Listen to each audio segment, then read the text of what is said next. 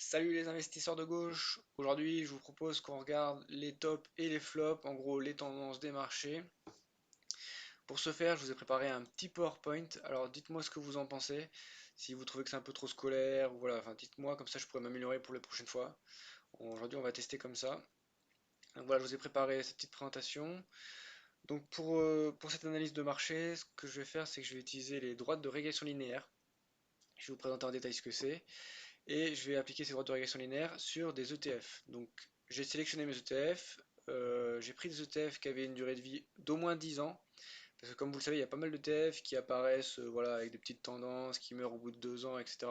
Donc voilà, moi j'ai voulu prendre que des ETF qui vivent depuis un moment et qui vont vraiment représenter des tendances de marché, et pas juste des petites buzz temporaires. Ensuite, j'ai pris des ETF qui n'avaient pas une variabilité trop grande, c'est-à-dire des ETF il n'y a pas un jour où il valent 100 et le lendemain il valent 20, voilà, des ETF hyper risqués, donc ça on va pas rentrer dans ces choses-là. Après, des ETF qui sont croissants, parce que comme vous le savez, il y a beaucoup d'ETF qui meurent 2 ans après avoir apparu ou 5 ans après. Donc là, moi j'ai pris des ETF qui ont au moins 10 ans, qui varient pas trop et qui en plus sont croissants, ils sont pas en train de mourir. Et dernièrement, il y a des ETF qui sont capitalisants et des ETF qui sont à dividendes. Donc moi j'ai réinvesti les dividendes quand il y en avait. Comme ça, voilà, on est sur un pied d'égalité, quel que soit le type d'ETF. Pour mes recherches, j'ai pris trois gérants de fonds, donc SPDR, iShares et Invesco. J'avais à peu près 1470 ETF au total que j'ai passé dans la moulinette et que j'ai analysé. Pour vous donner un exemple, donc voilà, ici vous avez la consommation courante, ETF consommation courante, et j'ai tracé la droite de régression linéaire. Donc je vous explique, en bleu ici vous avez donc le cours de l'action, le prix de l'action, et en rouge vous avez sa régression linéaire. Le principe, c'est que la croissance des actions est une fonction exponentielle. Et donc ce que je fais, c'est que je les affiche sur une échelle logarithmique. Donc quand vous faites logarithme d'exponentielle de x, ça vous donne x. Donc en fait, c'est une fonction linéaire. Et ce que je viens faire, c'est que je viens tracer cette droite rouge qui s'appelle la régression linéaire et qui est en fait la droite qui passe le plus au milieu, si je peux me permettre, de la courbe bleue. Donc en fait, c'est la droite qui va minimiser les écarts entre la courbe bleue et la courbe rouge. Ce que vous avez aussi en pointillé, c'est les écarts types. Donc en gros, plus 1, plus 2, on est en surévaluation. Moins 1, moins 2, on est sous-évalué. Et ce que ça permet en fait, c'est qu'on vient regarder sur une certaine période historique. Donc là, par exemple, vous avez 2010. On vient tracer la route de régression linéaire. Et comme ça, on voit qu'en fait, le prix de l'action, il est toujours près de cette droite de régression linéaire. Et donc on peut se dire que dans l'avenir, bien sûr, c'est une prédiction qui vaut ce qu'elle vaut, elle va forcément revenir au niveau de ses droites de régression linéaire. Et ça permet de dire, bah, est-ce qu'actuellement, par rapport aux données historiques, est-ce qu'on est surévalué, est-ce qu'on est sous-évalué, du coup est-ce que c'est une tendance ou est-ce qu'en ce moment c'est un peu un flop? Et c'est ce qu'on va regarder dans la vidéo. Donc, première thématique surévaluée actuellement, la France tout simplement. Donc la France aujourd'hui on est en surévaluation de 5% par rapport aux données historiques depuis 2010. Et donc cet ETF, il est composé de LVMH, Total Energy, Sanofi, L'Oréal et Schneider Electric. Et si vous voulez, on va juste regarder le numéro 1, voilà, LVMH, sa courbe de régression. Ce qu'on voit, c'est qu'LVMH, aujourd'hui, sur les données depuis 2001, donc c'est vraiment, on a 23 ans de données, on est surévalué de 40%. Voilà, donc là, LVMH, typiquement, à titre personnel, je n'y rentrerai pas maintenant. Ça peut être le type d'analyse que vous pouvez faire à la suite de ça. Ensuite, deuxième thématique surévaluée, donc en tendance actuellement, c'est l'agriculture.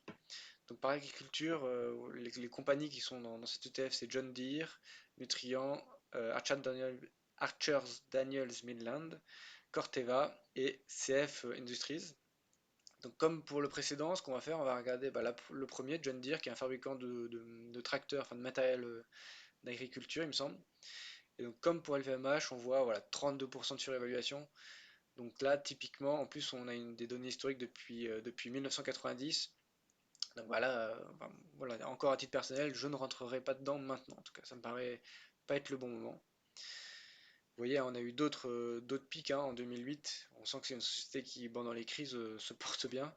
Donc voilà, je la conseillerais pas dans l'immédiat. Troisième thématique surévaluée actuellement, l'eau, tout simplement. Alors cet ETF, il reprend en fait des compagnies qui un peu d'ingénierie. Il n'y a pas vraiment de distribution d'eau. Alors, vous allez voir, c'est donc Waters Company, Danaher, American Water, Roper que j'aime beaucoup et Ecolab. Donc là, on voit une légère surévaluation de 6%. Donc voilà, c'est quand même une thématique qui intéresse. Euh, et quatrième et dernière thématique, donc là aussi vachement surévaluée, mais vous vous en doutez, hein, c'est lié à la crise en Ukraine, le Covid, etc. Voilà, les difficultés de supply. Les matériaux sont hyper chers. On retrouve Linde, BHP, Rio Tinto, Air Liquide et Val. Bon, en tant que gauchiste, toutes des entreprises que je ne recommande pas. Et en plus de ça, en ce moment, d'un point de vue marché, je ne vous les recommande pas non plus, puisqu'on est déjà sur des plus hauts, donc voilà, il n'y a aucune raison d'y rentrer maintenant. À part peut-être si vous aimez les gros dividendes, parce qu'en général, c'est quand même des boîtes qui font des gros dividendes. Après, là, donc, je vous ai pris un ETF qui est vraiment général, hein, les matériaux en général. Je me suis amusé parce qu'il y avait beaucoup d'ETF matériaux. Ce que j'ai vu, c'est qu'ils sont tous surévalués. Donc là, on a par exemple un ETF sur lithium batterie, voilà, par exemple. Ici, les métaux et le mining. Et là, le gaz le pétrole. Donc là, ce qu'on voit, c'est qu'ils sont tous extrêmement surévalués. Enfin, on passe à la catégorie des sous-évaluations. Donc là, sur les sous-évaluations, en premier, je vous ai trouvé les biotechnologies. Alors là encore, c'est pas une thématique que je conseillerais parce que les biotechnologies, c'est quand même assez risqué, hein. C'est plein de petites boîtes qui se lancent et qui meurent. Et il y en a qui font x100, il y en a qui font diviser par, diviser par elles-mêmes. Donc là, ce qu'on retrouve, je vous ai pris deux ETF biotech qui en gros donnent la même information. On est en sous-évaluation de 63% et de 90%. C'est gigantesque. Voilà, typiquement là, il y a peut-être quelque chose à faire. De mon côté, je rentre pas dans ces boîtes-là parce que trop de risques. Mais voilà, c'est intéressant de noter ça. Voilà, donc typiquement dans ces ETF, je vous ai pris le top 3, c'est Intelia, Editas et Anavex. Voilà, je n'en possède aucune. Voilà, c'est vraiment un marché qui est trop risqué pour moi. Ensuite, en sous-évaluation, vous avez la Chine en ce moment. Alors c'est un peu évident, on le sent avec les différentes crises qu'il y a. Au Covid, ils ont des règles très strictes vis-à-vis du Covid.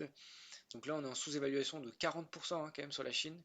Là, très clairement, moi je pense qu'il y a quelque chose à faire sur ce marché-là. Parce que vous allez voir, ce ETF, il est composé donc de Tencent, Meituan, Baidu, Sony Optical Technology et Bilibili. Donc j'en connais pas beaucoup. Mais en tout cas, ce que je vais juste vous montrer Tencent, c'est intéressant. Tencent, voilà, qui a un historique vraiment très propre hein, depuis 2010. Ça suit la courbe de régression, on est vraiment proche. Et là, bam, hein, depuis 2021, on a eu un gros crash, on est à moins 93%. Donc là, voilà, faudra analyser plus en détail les finances de cette boîte, mais à mon avis, il y a peut-être quelque chose à faire. Ensuite, en sous-évaluation, eh bien, tout simplement le S&P 500, tout simplement, voilà, sur les données de 2010. Alors j'ai pris 2010 exprès ici, parce qu'en 2008, il y a eu un crash, et je trouve que ça pénalise pas mal la droite de régression, parce qu'il y a ce trou qui est fait. Donc moi, je suis parti de 2010.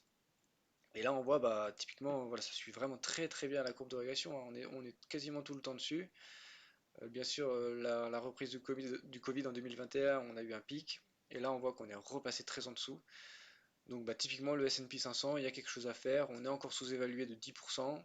Donc, voilà, il n'y a pas vraiment de risque à investir dans le S&P 500. Ça, c'est plutôt un bon point d'entrée. Il y a encore du chemin à faire. Même si ça a repris là, en février, ça a pas mal repris. Même en janvier, bah, on est encore loin d'être revenu sur la droite de régression. Enfin, en dernier sous-évaluation, sont tout simplement les bons. Alors voilà, les bons d'État à 10, 20 ans et plus 20 ans. Bon bah là, c'est assez évident hein, parce que les taux de crédit ont fortement augmenté, donc forcément les bons ils sont sous-évalués. Personnellement, je m'expose pas à ça. Je suis encore jeune, je préfère prendre des risques sur les marchés actions plutôt que sur le marché des bons. Après voilà, c'est assez évident que ça soit sous-évalué. Voilà pour le petit point d'actu des marchés, des tendances et des flops. Voilà, si vous voulez avoir ce type de courbe de régression, je propose mes services, hein. Je peux en faire sur des actions, sur des ETF, je peux même aller sur des cryptos si vous voulez. Ça vous permet de voir est-ce que c'est le bon moment pour rentrer dessus ou est-ce que c'est plutôt le mauvais moment. Voilà, donc ça je vous mets le lien en description pour vous faire ces courbes. Et vous retrouverez aussi un lien en description mon broker, donc Box0, si vous voulez vous lancer dans l'achat de certaines actions. Bah, n'hésitez pas à passer par ce lien. et merci et ciao.